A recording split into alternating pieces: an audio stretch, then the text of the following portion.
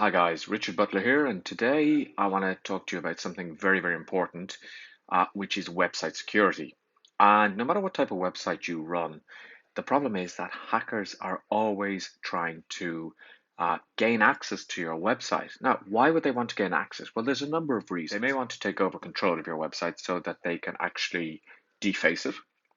They may want to change all of the links so that when somebody clicks on a link to log in, it goes into a fake page they've created so that they can capture your details, also known as phishing. Um, if you're an affiliate marketer, they may want to take over your website so that they can change all of your affiliate links to their affiliate links and thereby steal your commission. Or another thing that a lot of hackers will do is they will put malware on your site, which basically means that they will put some sort of script on your website which will run at perhaps a particular time of the day or a particular time of the year even. And that script could then go off and attack other websites. So they could be using basically your site as a way to attack another site. And this is often done with denial of service or DDoS attacks, that they will take control of somebody's website, they will put this script on, and then at a certain time, there are thousands and thousands of sites attacking one particular target. So it could be the White House, it could be PayPal, it could be a government website. So you really have to take website security seriously. Now, in this video, I'm going to focus primarily on WordPress. What I'm going to show you here is that Astra will run on different websites, but I want to focus on WordPress. And WordPress is probably one of the more vulnerable systems out there. Why? Because, well, it's so popular, which is great. Lots and lots of people are using it, especially smaller companies and sole traders and entrepreneurs are using WordPress.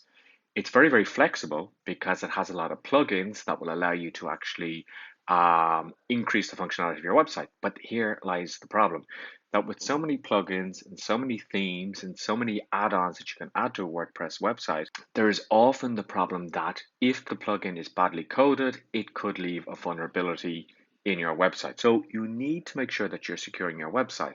And what we're going to look at today is Astra. So what I'm going to do here is I'm just going to log into my account. So what you see here is, and I've blurred out some of the sites that I'm working with, but you'll see I have this on 3 websites and it will give me reports. If I just go into the dashboard on one of my sites, so the first thing it'll show me is if any of my sites are blacklisted. Now, if they are blacklisted, that means that they could come up with warnings when people search for my website, etc. So it's not blacklisted.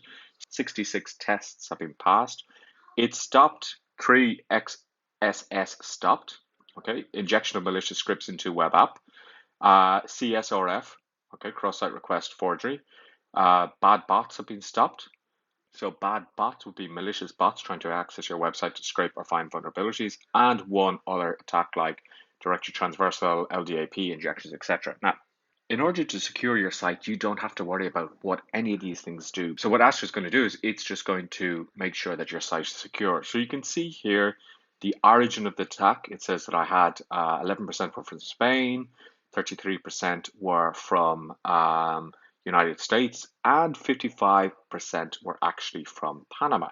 So this is in the last 7 days. Now, if I went for the last 15 days here, we see that we have different statistics here. Okay, we still have Spain, now we have Canada, USA, and Panama. Now, that doesn't necessarily mean that that's where the attack really took place, because hackers are very good at covering their path. So if I go to threats here, I will see all of the type of threats that actually took place. So this one was a bad bot. And if I just click on the plus sign here, it's a suspicious bot scanner or fake Google Bing bot. And it gives me the URL here, the attack vector here.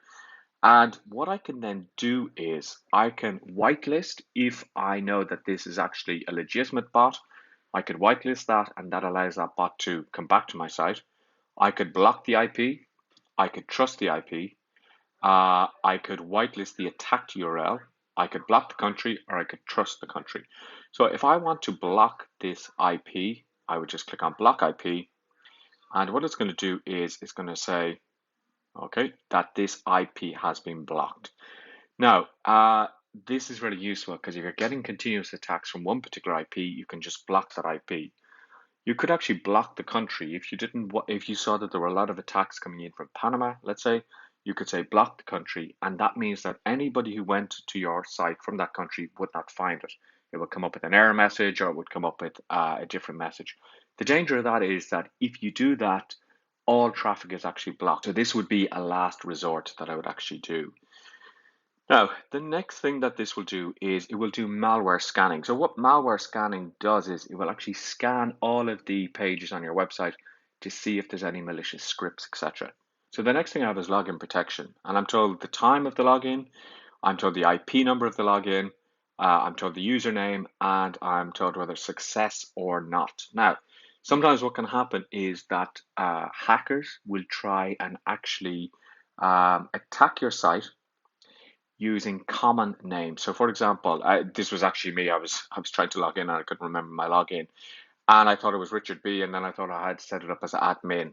So these would be common things to do that people would look at your name. They might look at the owner of the website and they would put in their first name, their last name, etc. But this has automatically been stopped here, and that's everything that Astra will actually do for you. So it's an amazing piece of software. So the next thing I want to do is I want to show you how easy it is to set this up. So I'm just going to go in to one of my websites here and I'm going to set it up. Okay, so here I am in one of my WordPress websites. I don't have Astra set up here.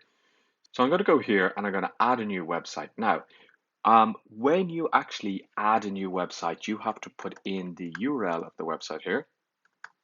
And this one is called richardbutler.coach. So what this will do is I'm going to take one of my licenses here. And what this will do is this will create a plugin specifically for that site. So I can't just download the plugin. Want your client to install Astra? No, I'll install. Okay, which technology? This is one of the things with Astra that it's not just for WordPress. It's also for Drupal, Joomla, and other websites as well. So I'm going to click on WordPress. So what I need to do here is click here to download the plugin, and it is unique for each site. I go back here to my dashboard. I go to plugins, and what I'm going to do is I'm just going to add a new plugin. So this is exactly the way you would do it for any particular plugin that you have. So I click on add new.